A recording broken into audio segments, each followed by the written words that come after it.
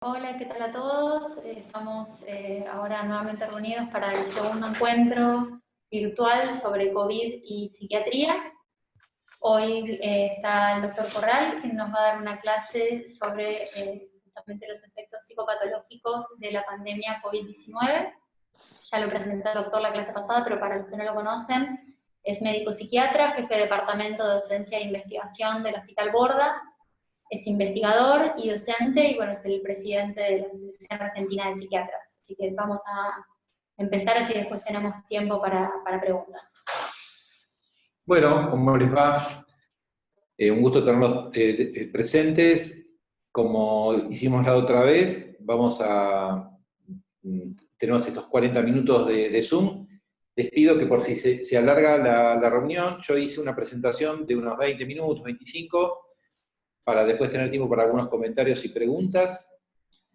Y por las dudas, nos quedamos conectados, porque con este mismo link nos volvemos a reconectar unos minutos más, por si alguien necesita o quiere hacer algún comentario o alguna pregunta.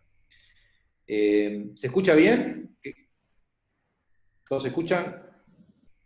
Sí.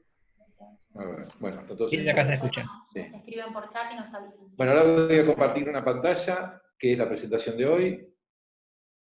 Acá estamos. Bueno, la idea era hablar sobre lo que es pandemia y psiquiatría, para lo cual vamos a tomar, yo lo dividí en tres aspectos. Después vamos a ponernos específicamente en lo que es enfermedades psiquiátricas, pero voy a hacer un pequeño vuelo de pájaros sobre las personas sanas, las personas con problemas de salud, y finalmente, en la última parte, las personas con enfermedades psiquiátricas, para las cuales voy a tomar algunas de ellas. En cuanto al impacto de la población normal, vieron que al principio, cuando hice esta charla, la empezamos a trabajar cuando comenzó la pandemia, que a mí me habían invitado a un programa de televisión y estuve hablando un poco de la situación en general, en la cual planteaba el tema de que había una ruptura del equilibrio, del bienestar de las personas, o de su situación adaptativa al medio en ese momento, a esas circunstancias. La realidad es que dentro de ese desequilibrio, lo más crítico eran las preocupaciones económicas, que bueno, fueron increyendo al día de hoy, por lo que implica, todos ustedes están al tanto, la gente que es sobre todo cuenta propista, que no ha podido trabajar. Las cuestiones del hábitat, porque el distanciamiento llamado social implicaba que las personas quedaban en su casa, y no todas las personas tienen las comodidades que muchos de nosotros a lo mejor tenemos. Por lo tanto, el tema del hábitat era un tema crítico que también, cuando hice esta charla, no era tan evidente, y hoy en día ya se habla mucho de esta cuestión del hábitat, sobre todo en familias numerosas o con varios integrantes o de diferentes edades. Y el otro impacto muy importante era la cuestión vinculada con los vínculos en la familia, porque de pronto en un grupo que viven bajo un mismo techo, como definición amplia de familia, en las cuales cada uno tiene su actividad y su movimiento y su dinámica, piense que esto cambió totalmente. Las personas quedándose dentro de su casa, la modalidad que tenía que ver con lo vincular cambió por justamente esa dinámica de interacción mucho más intensa en el tiempo y vinculada con el primer aspecto, que tiene que ver con el hábitat. Así que este punto es una situación que en la población normal generaba distintas cosas.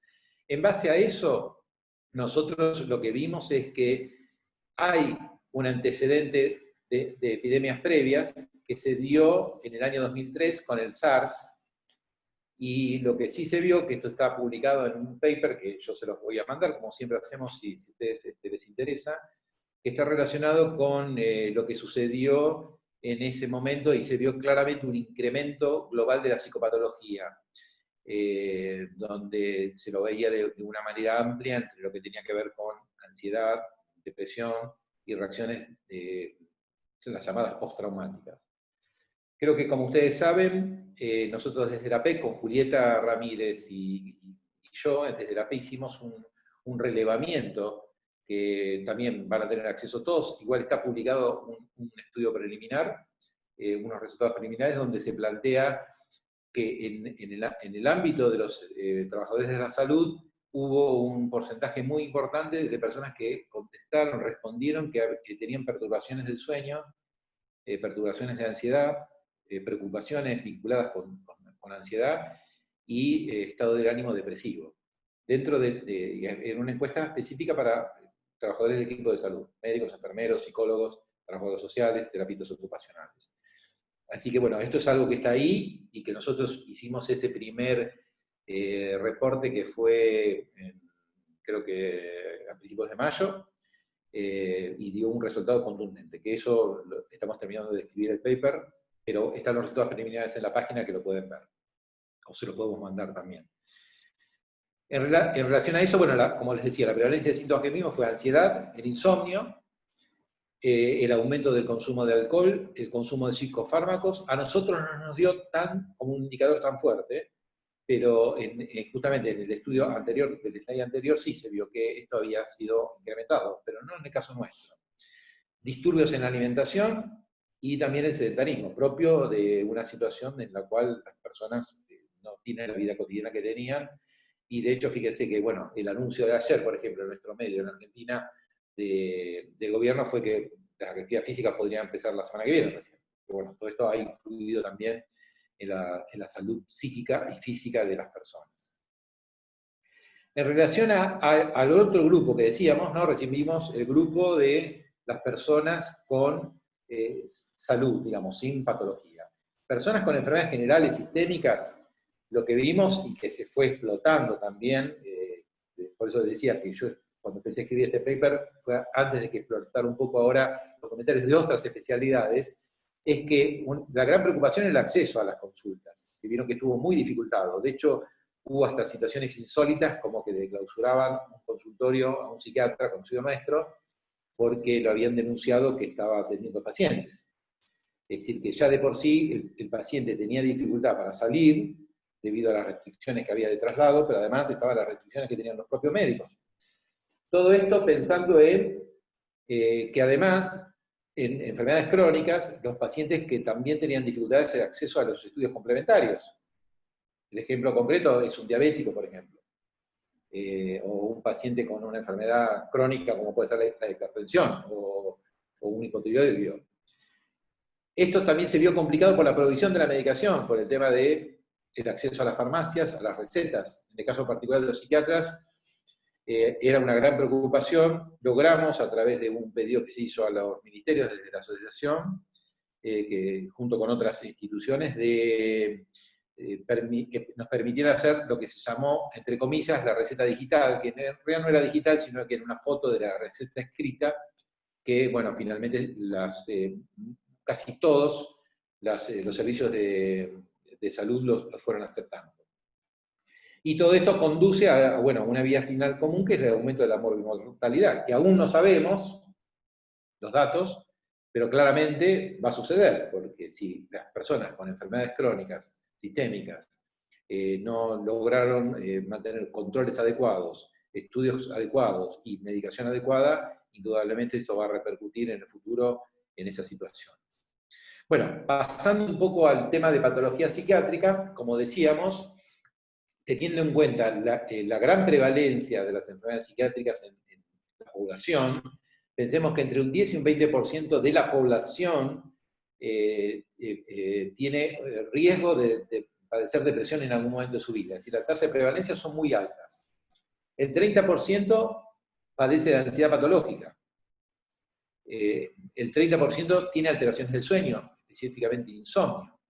Y todo esto, además, lleva a un punto donde, según los estudios, hay una menor expectativa de vida entre 10 y 24 años, lo cual también genera muchas cosas vinculadas con lo anterior, que tiene que ver con el menor acceso que tienen los pacientes psiquiátricos a la consulta por otras enfermedades, que viene de la mano de lo que hablábamos anteriormente con la gente que tiene, además de una enfermedad psiquiátrica, una enfermedad sistémica que no está controlada. Y por otro lado, el aumento del riesgo de suicidio, que actualmente, por una cifra de la OMS, esto que pongo acá en el slide del 2018, fueron 800.000 a lo largo del mundo, de todo el planeta. el aumento del riesgo de suicidios estaría vinculado con la dificultad de acceso que tienen los pacientes en situaciones de riesgo a la consulta. Dificultades que de por sí el paciente psiquiátrico tiene, pero ahora están agravadas por todo esto que estamos hablando, de las dificultades de traslado, de acceso y de que el médico esté disponible. Entonces, a partir de eso, yo iba a tocar 3 aspectos mínimos para distinguir un poco. Por un lado, todo lo que es dentro del grupo de los trastornos de ansiedad, tanto las fobias como el TOC, que tienen mayores preocupaciones, generan cierta reacción psicológica paradojal. Y pongo acá como ciertas ventajas adaptativas, porque son pacientes que de por sí, frente a estas cuestiones de higiene, estas cuestiones de preservarse, una gran prevalencia de personas, de pacientes, tienen estas características, donde tienen un excesivo cuidado. Por lo tanto, cuando se plantean estas cuestiones de cuidado, y donde tiene que tener ciertos protocolos de limpieza, del alcohol en gel, del lavado de manos, le viene como de perillas, y para lo cual están adaptados por sus rasgos o por sus propios síntomas. Entonces, tienen cierta ventaja adaptativa esta situación, donde ya de por sí la persona que tiene miedo a infectarse, y eso está atravesado por alguna estructura patológica y una entidad como por ejemplo una fobia o un trastorno obsesivo compulsivo, le puede dar cierta ventaja adaptativa, ¿no? Por eso lo traje acá como un tema que de hecho me ha pasado con algún caso, con algunos pacientes que hemos tenido, donde me ha dicho eso, me dice, todo esto reafirma y confirma mis miedos, doctor. Yo me siento protegido, porque yo ahora me lavo las manos y no entro con estas cuestiones ¿vieron? De la ansiedad que se produce cuando el paciente tiene el impulso a lavarse las manos. Es decir, se lo lava porque la televisión le dice, usted se tiene que lavar las manos, una cosa así. Así que bueno, me pareció interesante porque justo tuve un par de pacientes míos que me planteaban estas cuestiones. Bueno, pasamos ahora a la parte de esquizofrenia, donde también, lo pongo así, ¿no? Ustedes vieron, dentro de lo que es lo psicopatológico está la hipobulia, y pongo hipobulia justificada, porque miren lo que me dice un paciente. El paciente me dice, doctor, yo antes me quedaba tomando mate en mi casa y no quería salir, y ahora sé que no puedo salir. Entonces tiene menos presión social de la familia y de todo el equipo, porque él siente que se queda tranquilo tomando mate en su casa, y es lo que tiene que hacer. Porque le dicen, miren, ustedes se tienen que quedar en su casa. Entonces, esa paradoja también le genera una mejor adaptabilidad y lejos de generar una tensión, lo favorece. Porque el paciente se siente justificado en esa cosa de la hipobulia de no tener motivación para hacer cosas. Por otro lado, el tema de indiferencia afectiva, increíblemente también termina siendo una cuestión adaptativa, entre comillas, obviamente lo digo, porque es el paciente que no está preocupado.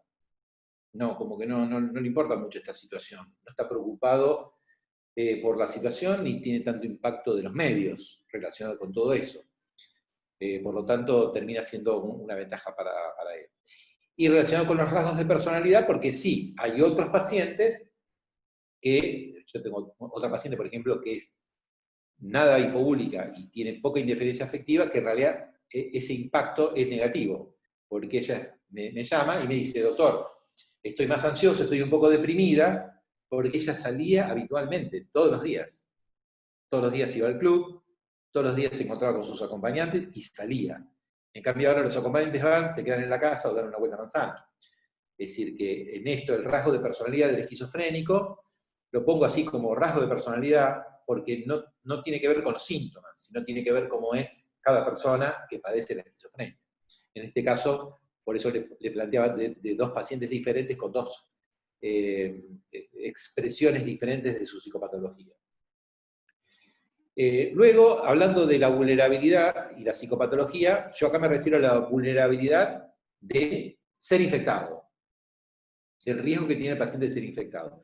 Y esto lo vemos un poco, ustedes saben que yo trabajo en el Hospital Gorda, y ahí claramente se ve que si uno no asiste de manera muy proactiva al paciente, el paciente, debido a su deterioro cognitivo, específicamente a la perturbación de los valores preventivos, que es un tema característico en un grupo de pacientes esquizofrénicos, producto de una alteración neurológica a nivel prefrontal, cerebrolímpico, todo lo neurobiológico que ustedes conocen, Y todo eso relacionado también con dificultades en el insight y la toma de decisiones. Es decir, que lo que es prevención de lavado de manos, distanciamiento social y uso de tapabocas, en algunos pacientes es muy complicado.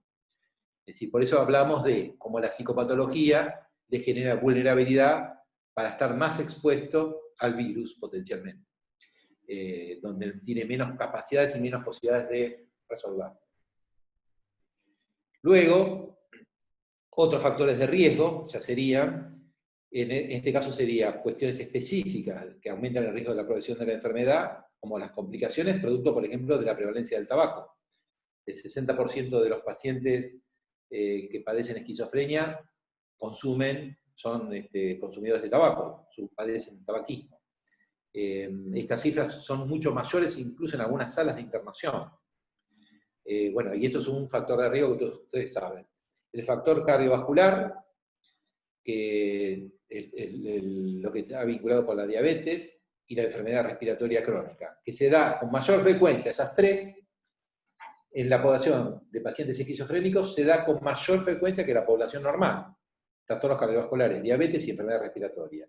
Que a su vez está mediado por el último ítem que yo ahí les comento, que es la medicación antipsicótica, que aumenta, como ustedes saben, muchas cuestiones que están vinculadas con el metabolismo y que favorecen la diabetes y los trastornos cardiovasculares.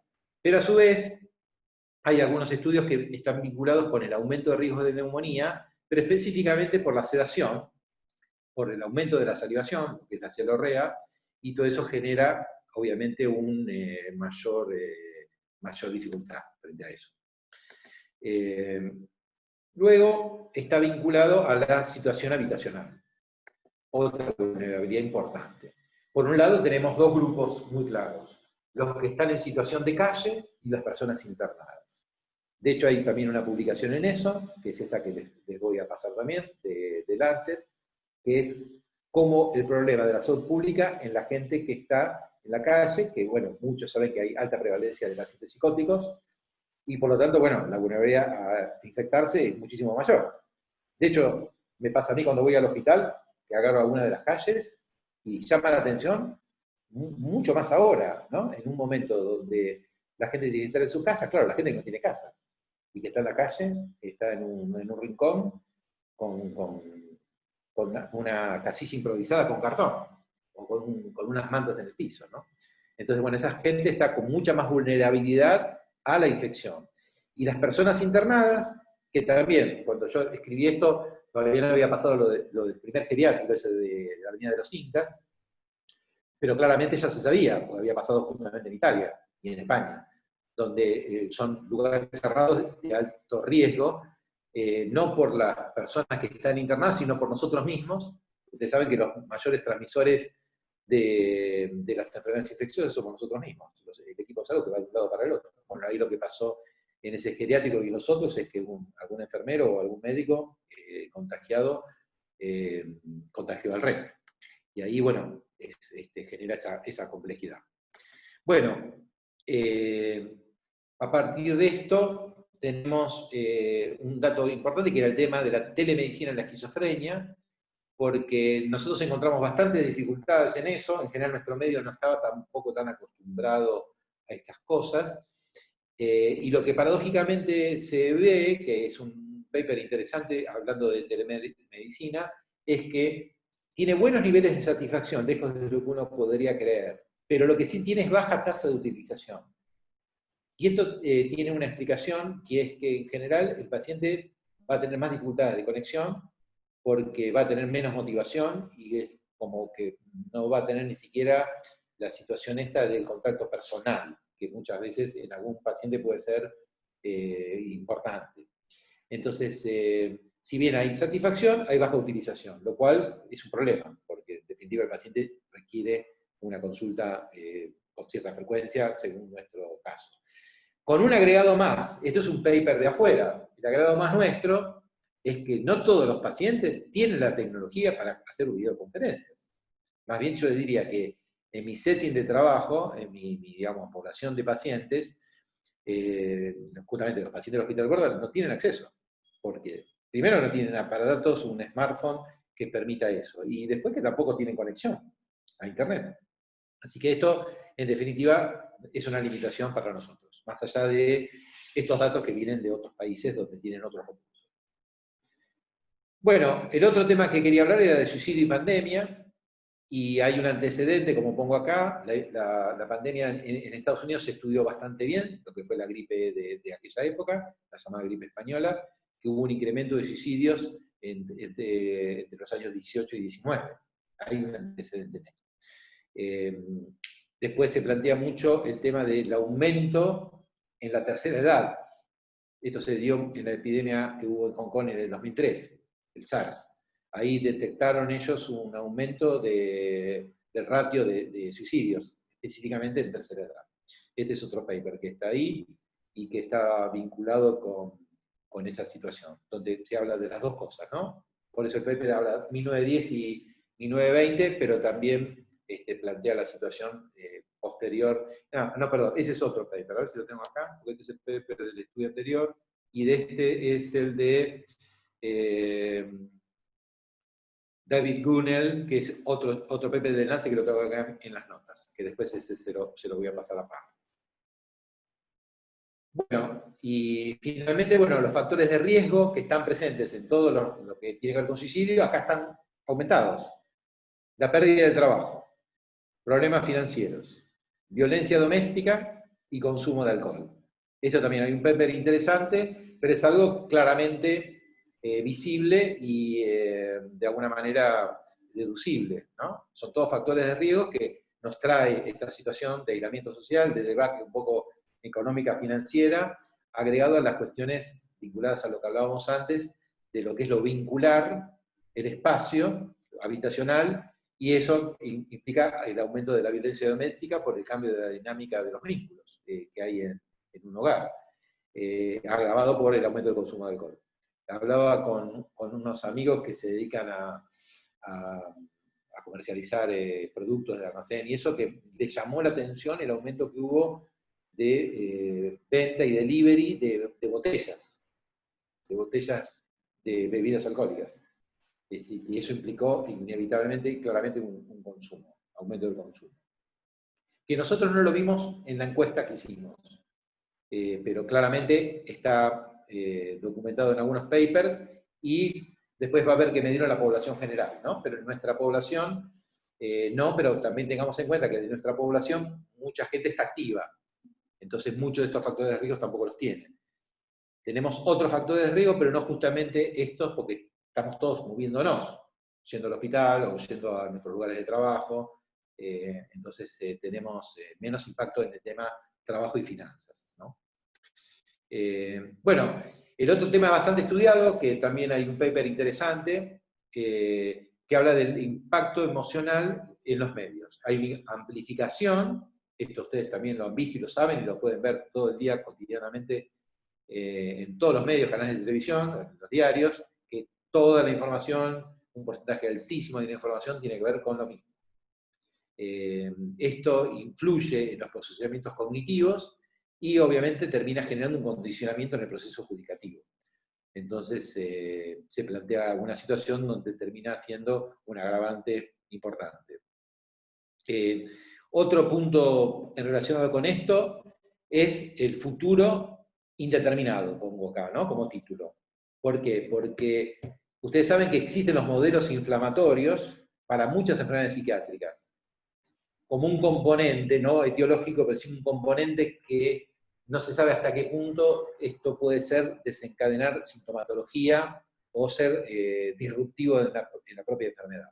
Entonces, bueno, hay ya un paper interesante que se subyace en todo esto que hablamos, ¿no? ¿Qué va a pasar en el futuro? ¿No? Pero yo creo que en esto igual está sobredimensionado porque estamos siempre expuestos a virosis, estamos siempre expuestos a situaciones de infección y de inflamatorio. Yo no creo que particularmente con esto es una opinión personal, ¿no? Creo que le están dando mucha manija, incluso salen muchos papers. Ustedes saben que también el tema de la publicación de papers está muy vinculado con conflictos de interés, que tiene que ver con intereses no tan científicos, sino más producto de rasgos de personalidad, por decir así, de los que los publican, que es la vanidad de quién publica el primer paper o quién escribe más papers. Entonces, yo esto lo tomaría con pinzas, porque no es específicamente por el COVID, sino por todo, ¿no? Porque, bueno, la gente, ustedes saben que hay modelos inflamatorios de enfermedades virales, por ejemplo, para la esquizofrenia, desde hace más de 100 años se habla de eso. Y cuando se pudo distinguir el tema de los virus y detectar los virus, se empezó a plantear la famosa cuestión esta de los virus lentos. Entonces uno podría decir, bueno, chicos que de alguna manera se pescan algún virus y que en el futuro eso pueda influir en alguna cuestión genómica que pueda expresar de una manera diferente la enfermedad. Bueno, ahora que se están viendo casos de transmisión vertical, sí ahí tener en cuenta el tema de la noxa viral durante el embarazo, que se vio que en los casos de embarazos con COVID hay alteración placentaria, con lo cual sería inespecífico, como vos decís, por el tema del virósico, pero podría ser una causa inflamatoria durante el embarazo. Sí, vieron que además está el tema de la flu, de lo que es la gripe estacional y el aumento, que hay cierto correlato entre aparición de psicosis y fecha de gesta. Esto creo que lo han leído ustedes. No sé vos, Rosario, si lo viste seguramente, ¿no? En tu residencia de pediatría, de psiquiatría pediátrica. Es una situación que se ve, que también es indeterminada, obviamente, ¿no? Bueno, y después en general, el tema de la telemedicina en psiquiatría, que esto también es una reflexión que yo hice, que se confundió mucho, porque una de las cosas que surgió cuando se clausuró ese consultorio era porque hay como también un estigma y un desconocimiento, ¿no?, de lo que es la telemedicina en psiquiatría, como que correlacionar lo que sería una charla de desarrollo personal, que claramente uno lo puede hacer por videollamada, o un apoyo psicológico con esclarecimiento, o para resolución de conflictos, o para protocolos de TCC. Pero muy diferente es una intervención psiquiátrica de alta complejidad en un paciente complejo, como puede ser un paciente psicótico, un paciente bipolar, un paciente depresivo con riesgo de suicidio. Termina siendo de alguna intervención que no permite mucho la telemedicina. Ni hablar si la sintomatología se lo impide. Por ejemplo, un paciente paranoide o con alucinaciones. Es impensable que uno pueda hacer una videoconferencia por este medio o a través de WhatsApp. Más allá que el paciente tenga acceso a internet, tenga un smartphone, más allá de eso, un paciente con alucinaciones delirante no es algo muy posible de hacer. Y por otro lado, otro aspecto importante es que dentro de nuestra especialidad, nosotros sabemos que no nos podemos correr de que somos una especialidad médica. Y hay muchos pacientes que requieren algún control también in situ, es decir, estar con el paciente y tocarlo, tomarle la presión, por ejemplo, o hacer un seguimiento que requiere estarle más encima. Ni hablar si el paciente se tiene que dar una medicación long acting, larga duración, donde a veces nosotros tenemos que controlar bien al paciente y la indicación no se la puede dar cualquiera en cualquier farmacia. Así que por eso que la telemedicina en psiquiatría tiene estas limitaciones. En realidad yo acá pongo los elementos positivos donde podría estar, que son estos, lo que tiene que ver con el desarrollo, el apoyo psicológico, resolución de conflictos, pero de ninguna manera pueden suplantar una entrevista psiquiátrica de un paciente grave, con síntomas que le van a impedir esa situación, ¿no? Bueno, creo que con esto termino. Bueno, acá, justamente lo que estamos hablando, ¿no? Las evaluaciones complejas, la ideación paranoide, los que son autorreferentes, las alucinaciones auditivas y las dificultades de acceso, ¿no? Eran las limitaciones que había puesto de la telemedicina. Bueno, este creo que es el último, así que si quieren, comentamos algo, tenemos unos 7 minutos, era una charla breve, pero bueno, podemos hablar algo de lo que quieran. Muchísimas gracias. Abrimos el espacio para preguntas. Ustedes Por el chat o vayan levantando la mano como a ver si hay algo en el chat. ¿Tuvieron alguna situación de este tipo? O no sé si estuvieron. Bueno, yo sé que Rosario está viniendo al Garrahan vos, pero no sé si has tenido alguna situación de estas, porque tu población también es distinta, ¿no? Porque vos ves a la familia pero seguramente habrás encontrado situaciones de angustia de la familia de no poder acceder al tratamiento, de los chiquitos, ¿no? Sí, de hecho, muchos pacientes... Te tenés que abrir, Facundo, el micrófono. Hola. Hola. ¿Me escuchan? ¿Será que no te tiene que desmutear? Sí. Facundo, le tenés que desmutear a Rosario. Hola. No, lo tiene que desmutear Facundo.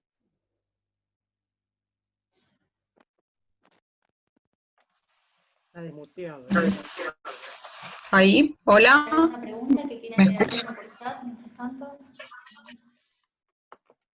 Ahí ¿Hay una consulta? se me cortó el audio. Esto fue la visión de Santos. Un palazo de esos de Santos. Ah, es Andrea. Ah, Bueno. ¿No puedes hablar, Rosario? No, no se te escucha. Hola, Facu, no sé, ¿me escuchás? escuchan ahí? Hola. Facundo, tenés que desmutear a Yo Rosario. figuro con el micrófono abierto, pero no sé si ustedes me escuchan. Acá se escucha. Sí, sí, se escucha. ¿Ahí se escucha? Hola. Ahora sí, ahora está. A ver. Ahí No, está, nosotros Rosario. A ver. al Subite principio, vos entonces, fíjate, porque él te desmuteó, pero vos debes tener sí, todavía No, está yo desmuteada estoy, ella. algún tema. yo estoy desmuteada, no sé si me Yo están te veo escuchando desmuteado desde ahora. acá, Rosario. Fíjate si entraste con audio Hola. del Zoom Sí, no, o si desactivaste el micrófono, porque no, el coordinador, el administrador te desmuteó. ahí me ponen que se escucha en el chat, no sé si ustedes no me están escuchando. Ah, no, ustedes escuchan, entonces nosotros no escuchamos, a ver. ahí está. Ah, ahí está, a ver si ahora sí, Ahí perdón. está. No, era yo, sí.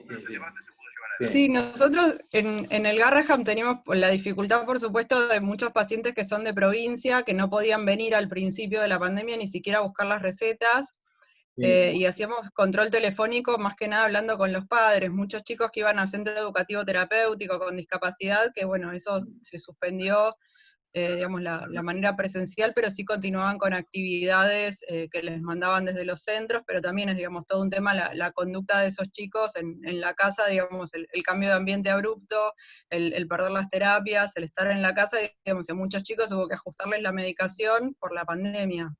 Tenemos el problema también de las recetas de metilfenidato que no están aprobadas de manera virtual, que también es un tema, que bueno, no es debido a muerte el metilfenidato, pero para un chico ADD estar en la casa, encerrado, digamos, sin la medicación también eso trae problemas, y después, bueno, muchos chicos de las nuestras vienen a consultar al hospital por otras patologías, y ahí los vemos de manera presencial, y después se siguen con controles telefónicos, pero también, o sea, no todos tienen acceso, no es lo mismo, por supuesto, y bueno, son las mismas dificultades que me imagino que están teniendo, más chicos que tienen una enfermedad médica, que además tienen el miedo por ser población de riesgo, digamos, para COVID, chicos que están con quimioterapia, con fibrosis quística, digamos.